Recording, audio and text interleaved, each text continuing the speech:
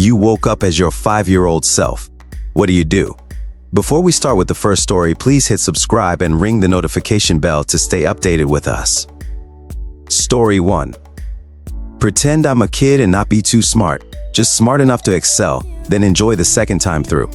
School would be so boring though, assuming you remembered everything. You wouldn't be able to connect with your peers of the SME age, you would never be challenged. You would never have autonomy to make your own life choices. It would be great for a vacation. As a life, I think it would be awful and lonely, especially if you had to keep up the facade that you are just a normal kid. Even with your memories, you would be in a 5-year-old body including all 5 years old needs, like moving a lot, bored at nothing, easily laughing, etc. So you would have some things in common with others. Anyways, I always had a hard time connecting with others and would bond easiest with older children. So yeah, it was lonely, but being a kid was lonely for a bunch of us. Story 2.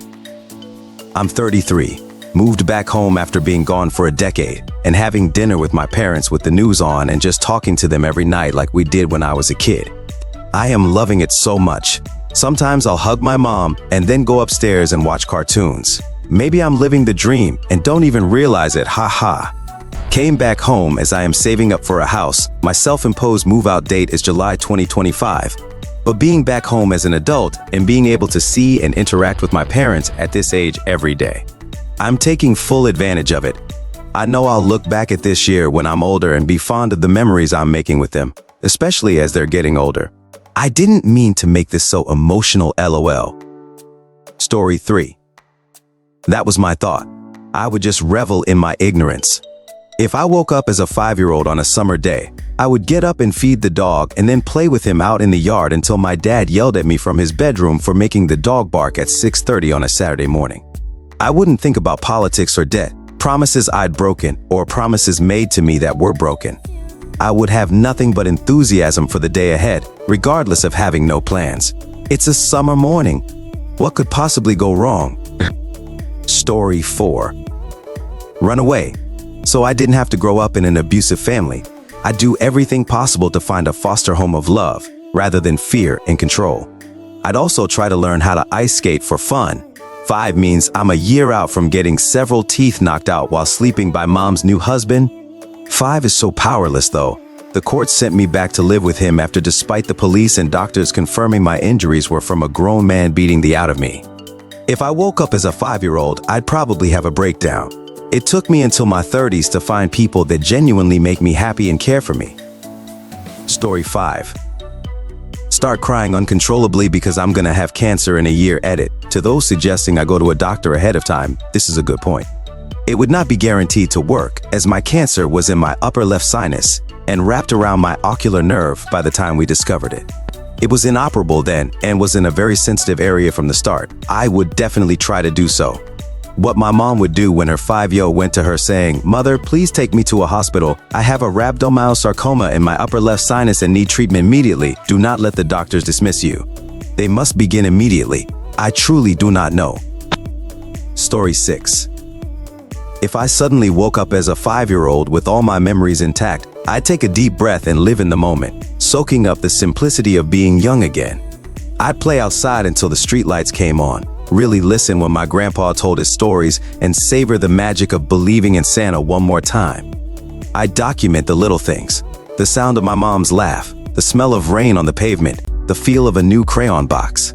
Most importantly, I'd use my knowledge to be kinder, to stand up for classmates who needed a friend, and treasure the people who'd eventually grow older too soon.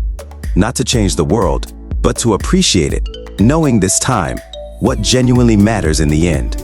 Story 7. Did I go back in time, or am I just 5 years old right now today? If I went back, I'm trying harder to be making more friends at school. I give my crush a hug every day so she knows she's not alone. I watch Saturday morning cartoons, of course.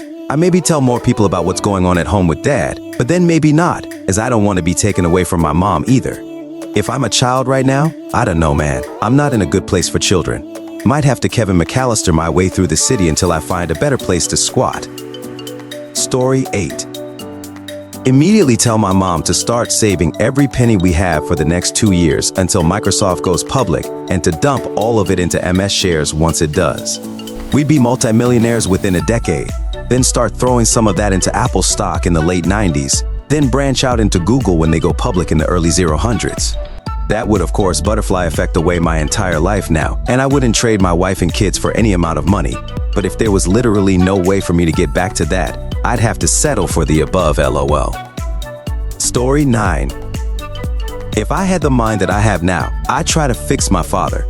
He is a sad, pathetic man, ruled by his demons and too weak to prevent himself from becoming like his father, who he hated for how he treated him. I was just a kid then, powerless to do anything. Now as an adult, I've gathered lots of experience in helping people with mental issues and have the wisdom and intelligence to use it. But now the damage is done and we haven't spoken in years. So yay, I'd go back and make my father the man he was too weak to be. Then I suppose I'd go and fix past regrets the second time around too. Missed opportunities at romances, dumb embarrassing I did. And focus more on my education and doing more productive things with all the extra time afforded to a child. Edit. Oh, and I'd invest in Bitcoin, of course. Story 10. Try to convince my parents to invest in Bitcoin, Apple, the works. If not, I'd do it myself with whatever money I could scrape up over the next decade or so. I try to save my friend. I try to help a lot of good people I know who went through bad things. I try to find my GF, maybe earlier than in my life prior to waking up as a 5-year-old. I'd spend a lot of time thinking about how my old life won't be the new life I experience now. I'd spend a lot of time doing things better and trying to help the people I love even more. This sounds like an anime I'd like to watch, LOL. Story 11. I'd be absolutely miserable, not because my childhood was bad or anything like that, but because I'd be a 35-year-old man trapped in a child's body. Interacting with my peers would be mind-numbingly dull. Not having independence anymore would be beyond frustrating. School would be a waste of my time. I'd only be allowed to watch age-appropriate TV and movies. I'd have to go to church again. I'd probably get in trouble all the time because it would be so hard to give a bad about anything. Sure, I'd probably win all sorts of awards for my writing. Not because I think I'm that great, but because even a bad book by adult standards is still fantastic by kids' standards.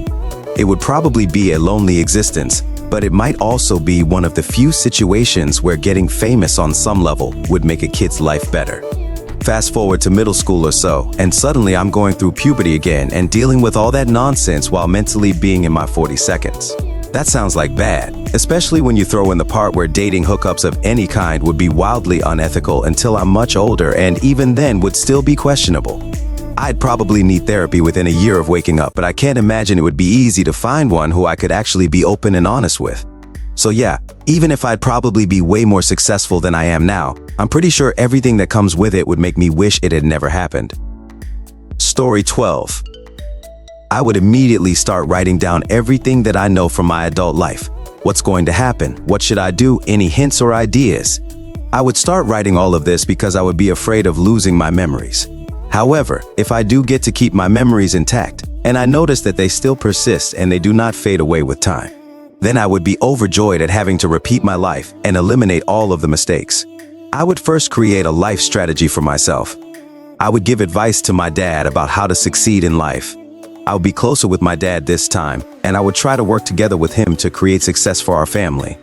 I would pretend that I am a gifted psychic child, predicting future events in the world and in the lives of my people. I would spend all of my time learning useful knowledge and skills. I would learn computer programming or mathematics at a young age and get ahead in my career. Maybe become famous for winning in a mathematics Olympiad at the school. I would increase my physique, do sports, and learn martial arts. I would push myself to succeed and not waste my teens. Story 13. I'd go hug my dad, who died when I was 9, and tell my mom. And right now that God told me Daddy has a brain tumor. It was slow growing and affected his judgment of right and wrong. He was very violent, one time taking me by the leg and hitting my head on the floor for asking him a question. He cut my mother's brake lines. All 4 of us kids were in the van when it wrecked in a mall parking lot. He was put in a psych ward and doctors just diagnosed him as an alcoholic with psychotic episodes brought on by early childhood abuse. They didn't have MRIs back then, and the tumor was thin and like spider legs snaking through his brain. By the time I was 6, he had moved to Ohio, and our parents divorced. I didn't see my dad for 2 years. At Christmas when I was 8, We drove to Ohio, and my dad was in the hospital, unable to talk and essentially a gaunt vegetable who could move his eyes and moan. He was around 140 lbs, whereas 2 years earlier, he was a huge giant of a man at 330. They had just found the tumors and gave him 6 weeks max to live. We took him home and got a hospital bed for him. At 8, I even helped him pee, give him medicine in his feeding tube and medicines. He ended up hanging on for a year.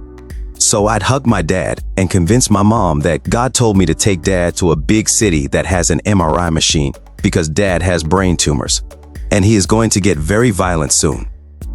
Story 14. This time, appreciate being a kid and enjoy my second childhood. Plus, think of all the messed up things I could write for school writing assignments. 4th grade teacher says that we need to write a Christmas story, and I turn in my own take on South Park's Woodland Critter Christmas. Beat that neighbor kid instead of being too afraid of getting into trouble after watching him punch my little sister. Turns out, my dad would have understood, tell a later friend that he really isn't my friend, and to f*** off forever.